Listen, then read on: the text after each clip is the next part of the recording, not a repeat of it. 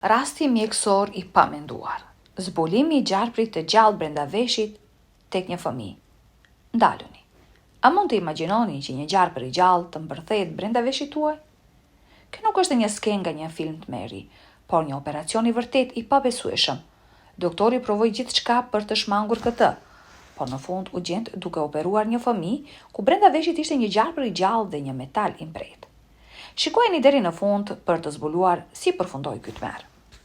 Sofia Bennett qëndronte në dritën verbuese të llampave kirurgjikale, balli i saj rrudhosur në përqendrim, ndërsa shikonte imazhin e zmadhuar nga mikroskopi kirurgjikal. Ajo përpoq të mos mendonte se sa i çuditshëm dhe i rrezikshëm ishte rasti i sotëm. Sofia kishte shpresuar deri në momentin e fundit për të shmangur operacionin. Ajo kishte provuar ta hiqte trupin e huaj nga veshi i djalit disa herë pa operacion, por çdo përpjekje vetëm sa intensifikonte vuajtjet. Ajo nuk kishte zgjidhje tjetër veç se të jepte një qetësues dhe të vazhdonte me veprimet kirurgjikale. Sot, doktor Bennett përballej me diçka që nuk e kishte parë kurrë në të gjithë karrierën e saj mjekësore. Një gjarpër i vogël i mbërthyer në veshin e një fëmie të vogël. Ky ishte një rast krejtësisht i paprecedent, dhe megjithse Sofia ndjeu një emocion në rritje, ajo e dinte se duhej të përballonte situatën. Shëndeti i fëmijës vërejë nga ajo. Djali quhej Oliver Reed dhe ishte 5 vjeç. Ai ishte sjellë në spitalin Shon Thomas herët në mëngjes. Ai u ul duke mbajtur shuplakën e tij në vesh dhe duke qarë, ndërsa nëna e tij Melissa përpiqej dëshpërimisht të shpjegonte se çfarë kishte ndodhur. Ajo rrëfeu se djali u zgjua duke bërtitur dhe nuk mund të qetësohej. Ai tha se diçka po lëviz në veshin e tij. Në fillim, Melissa mendoi se ishte thjesht një makth ose një dridhje e zakonshme, por fëmia nuk pushonte. Ai tërhiqte veshin e tij, qante dhe gërvishte i lëkurën derisa i dilte gjak. Për të siguruar se asgjë nuk ishte gabim, Melissa mori një elektrik dorë dhe e shkëlqeu në veshin e tij. Ajo që e pa bëri të nguroj. Diçka po lëvizte brenda. Një trup i vogël dhe i hollë i një gjarpi po përpëlitej në kanalin e veshit. Nëna e tronditur me njerë thiri ambulancën. Brenda 20 minutash ata ishin tashmë në spital. Mjeku kujdestar kontrolloi veshin dhe konfirmoi: po, ka një krijesë të gjallë brenda. Infermieria thiri shpejt Sofia Bennett, kirurgën kryesore të klinikës e njohur për qetësinë dhe saktësinë e saj. Doktor Bennett ishte një grua me karakter të fortë. Gjatë viteve të praktikës së saj, ajo kishte parë gjithçka: ruaza, bateri, pjesë lodrash, kopsa, gjithçka që fëmijët mund të fusin në vesh ose në hundat e tyre. Por një gjarpër i gjallë, kur? Megjithatë, Sofia veproi me qetësi.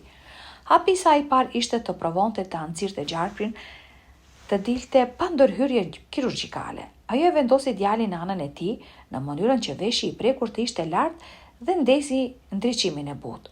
Duke përdorur instrumente delikate dhe një pajisje të vogël thithëse, ajo krijoi një presion të lehtë negativ, duke shpresuar se gjarpri do të zvarritej vetë. Ndërsa punonte, Oliver qante me të qeta. Sytë e tij ishin të mbyllur fort dhe qerpikët e tij dridheshin. Sofia ishte sa e kujdesshme, aq edhe mundohej, por fëmia ndjeu dhimbje. Frymëmarrja e tij u bë e shpejtë dhe djesa u shfaq në ballin e tij. Në rregull, i voglim, tha ajo butësisht, vetëm edhe pak duro. Por sapo instrumenti i preku buzën e kanalit të veshit, djali bërtiti. Në monitorin e lidhur me krahun e tij, rrahjet e zemrës u ritën ndjeshëm. Sofia kuptoi asnjë lëvizje më tej. Ajo la mjetet dhe mendonte. Ajo mund të provonte një piskatore të gjatë të hollë kirurgjikale.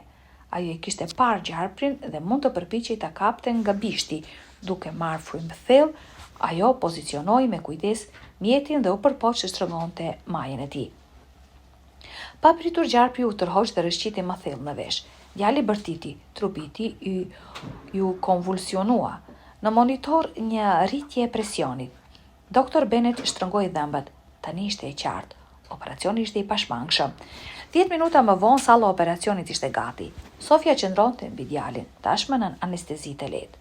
Duart i dridheshin pak, por fytyra e saj mbetej e pashprehur. Ajo kuptoi, gjarpri ishte ende gjallë dhe çdo lëvizje mund të çonte në katastrofë. Ajo futi ngadalë një endoskop miniatur në veshin e djalit, një imazh i zmadhuar u shfaq në ekran. Një kanal i ngushtë veshi, dritë dhe thellë brenda trupi i gjarprit i dredhur në unaza. Luspat e tij shkëlqenin, duke reflektuar dritën e llambave.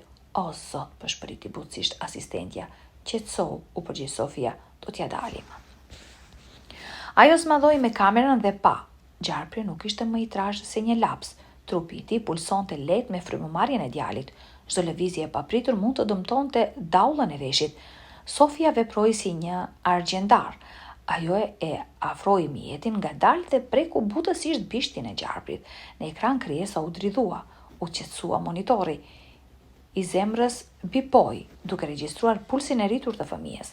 Ajo ndjeu një rezistencë të lehtë. Ajo tërhoqi vetëm pak, pothuajse pa undjer, por diçka po e pengonte gjarpin të dilte. Kishte një ndjesi se diçka po e mbante brenda. Doktoresha u tërhoq mjetin dhe rregulloi endoskopin edhe me më kujdes. Kur imazhi u zmadhua, zemra e Sofios u drodh. Gjarpi ishte dredhur rreth një objekti metalik të mpret, një fragment i vogël i mbërthyer pikërisht në daullën e veshit. Ajo kuptoi menjëherë, ky ishte ndoshta një copë e lodrës së vogël. Kjo është arsyeja pse nuk do të dalë, përshpëriti Sofia. Tani gjithçka u bë shumë e rrezikshme. Nëse ajo e tërhiqte gjarpin, ai do të tërhiqte objektin, duke grisur daullën e veshit. Nëse ajo përpiqej ta hiqte objektin, gjarpri mund të tërhiqej dhe të lëndonte fëmijën nga brenda. Ra heshtja. Në sallën e operacionit dëgjohej vetëm frymëmarrja e qëndrueshme e Oliverit dhe bipet e qeta të monitorëve. Doktor Bennett qëndroi e palëvizur, duke konsideruar me mendime çdo veprim. Ajo duhet të vepronte ngadalë, me saktësi maksimale. Më jepni një mikrogrep, tha ajo. Asistentja i dha asaj rjetin. Atë me të hollin, të lakuar. Sofia e pozicionoi atë nën kontrollin e kamerës dhe filloi punën e saj. Qëllimi i saj ishte të lironte objektin metalik pa provokuar gjarprin. Milimetër pas milimetri, ajo e kapi fragmentin, e ktheu pak dhe ndjeu se u lëshua. Ajo mori frym, tërhoqi përsëri dhe objekti doli. Në atë moment gjarpi u trazua, por nuk u përpoq të ikte. Tani Sofia mund të përfundonte detyrën. Ajo mori piskatorën përsëri, kapi me kujdes bishtin dhe filloi të tërhiqte. Ngadalë pothuajse pa undjer. Gjarpri rezistoi, por gjithnjë e më dobët, më në fund koka e tij u shfaq në hyrje të veshit, e holl e lagësht me shkëlqim. Asistentja i dha një kontejner dhe Sofia e vendosi krijesën brenda dhe një lëvizje të qetë. Gjarpi u dredhua dhe qëndroi pa lëvizur. Gjithçka u bë, tha Sofia. Pasi kontrolloi veshin e Oliverit, ajo konfirmoi se dëmi ishte minimal, asnjë shenjë lëndimit serioz. Daulli e veshit ishte e paprekur. Djali shpejt erdhi në vetëdije, hapi syt, puliti syt dhe pyeti butësisht: "A iku?" Sofia buzëqeshi: "Po, i vogli, gjithçka ka mbaruar." Më vonë, kur testet konfirmuan se gjarpi i përkiste një specie të padëmshme, ajo lëshua jashtë qytetit. Në ditët në vim, Oliver u shërua shpejt. Dëmi ishte minimal dhe dëgjimi i tij veti i paprekur.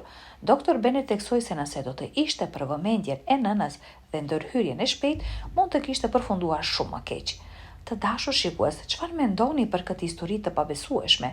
A besoni se diçka e tillë mund të ndodhë në jetën reale? Ju lutemi, ndani mendimet tuaja në komente dhe nëse ju pëlqeu kjo video, ju lutemi, bëni një pëlqim dhe abonoheni në kanalin ton. Mirupafshim.